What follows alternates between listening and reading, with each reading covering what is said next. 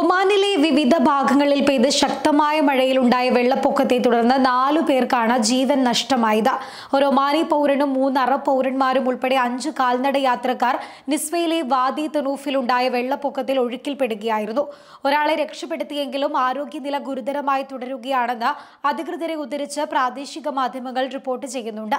Royal Oman പോലീസിന്റെ പ്രത്യേക വിമാനത്തിലാണ് ഇയാളെ റിസ്വ റഫറൻസ് ആശുപത്രിയിലേക്ക് മാറ്റിയത്. ഒമാനിൽ പെയ്ത കനത്ത മഴയിൽ വിവിധ രാജ്യങ്ങളിൽ നിന്നായി മലകയറ്റത്തിനെത്തിയ 16 അംഗ സംഘത്തിൽപ്പെട്ടവരാണ് പെട്ടെന്നുണ്ടായ വെള്ളപ്പൊക്കത്തിൽ ഒഴുകിപ്പോയത്. സംഭവത്തെക്കുറിച്ച് അറിയിപ്പ് ലഭിച്ചയുടൻ സിവിൽ ഡിഫൻസ് സംഘം രക്ഷാപ്രവർത്തനത്തിനെത്തിയെങ്കിലും പ്രതികൂല കാലാവസ്ഥയും ദുർഘടമായ ഭൂപ്രകൃതിയും കാരണം സംഭവസ്ഥലത്തേക്ക് എത്തിച്ചേരാൻ സാധിക്കാതെ പോവുകയായിരുന്നു. ശക്തമായ മഴ തുടരുന്ന സാഹചര്യത്തിൽ ആളുകൾ ജാഗ്രത പാലിക്കണമെന്ന് അധികൃതർ അറിയിച്ചിട്ടുണ്ട്. അതേസമയം മലകൾ കയറുന്നതിനായി രാജ്യത്തുള്ളവർ പോകുന്നതിന് മുൻപായി നിദ ആപ്പിൽ രജിസ്റ്റർ ചെയ്യണമെന്നും അധികൃതർ അറിയിച്ചിട്ടുണ്ട്. കാലാവസ്ഥാ മുന്നറിയിപ്പുകൾ ശ്രദ്ധിക്കുകയും സുരക്ഷാ നിർദ്ദേശങ്ങൾ പാലിക്കുകയും ചെയ്യണമെന്ന് first lieutenant Ali bin Saeed പൊതുജനങ്ങളോട് അഭ്യർത്ഥിച്ചിട്ടുണ്ട്. മലകൾ കയറാനെത്തുന്നവർ അവരുടെ ലൊക്കേഷൻ നിദ ആപ്ലിക്കേഷൻ വഴി അധികൃതരുമായി പങ്കുവയ്ക്കണം. ആവശ്യ സന്ദർഭങ്ങളിൽ ആളുകൾ എവിടെയാണ് എന്ന് കണ്ടെത്താൻ ഇത് സിവിൽ ഡിഫൻസിനെ സഹായിക്കുമെന്നും അദ്ദേഹം കൂട്ടിച്ചേർത്തു.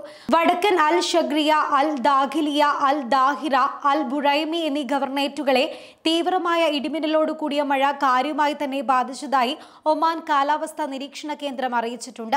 വൈകിട്ട് 3 മണിയോടെ ആരംഭിച്ച കൊടുങ്കാറ്റ് പൊതുജനങ്ങളിൽ വലിയ രീതിയിൽ പരിഭ്രാന്തി സൃഷ്ടിച്ചിരുന്നു. ശക്തമായ കാറ്റിനും മഴയ്ക്കുമൊപ്പം ആലിപ്പഴ വർഷവും ഈ മേഖലയിൽ റിപ്പോർട്ട് ചെയ്യപ്പെട്ടു.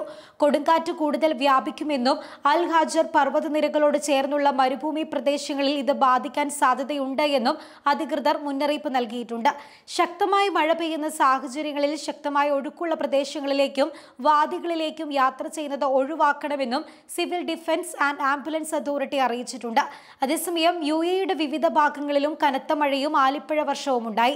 ഗുദൈറ മേഖലയിലും ഹത്തയിലേക്കുള്ള അൽ വദൻ റോഡിലും ഫുജൈറയിലേക്കുള്ള ഷെയ്ഖ് ഖലീദ് റോഡിലും ഷാർജയുടെ മധ്യമേഖലയിലുമാണ് കനത്ത തോതിലുള്ള മഴയും ആലിപ്പഴ വർഷവും റിപ്പോർട്ട് ചെയ്യപ്പെട്ടത്. ചുട്ടുപൊള്ളുന്ന വേനലിനിടയിലെത്തിയ മഴയും ആലിപ്പഴ വർഷവും UAE നിവാസികൾക്കേറെ ആശ്വാസകരമായി മാറിയിട്ടുണ്ട്. UAEയിൽ ഇന്ത്യയിൽ നിന്നുള്ള മൺസൂൺ ന്യൂനമർദ്ദം അനുഭവപ്പെടുന്നതിന്റെ ഭാഗമായാണ് വേനൽ മഴയെന്നും കാലാവസ്ഥാ വകുപ്പ് അറിയിച്ചു. സാധാരണയായി മഴ സെപ്റ്റംബർ 23 വരെ നീണ്ടു നിൽക്കുമെന്നാണ് പ്രവചനം.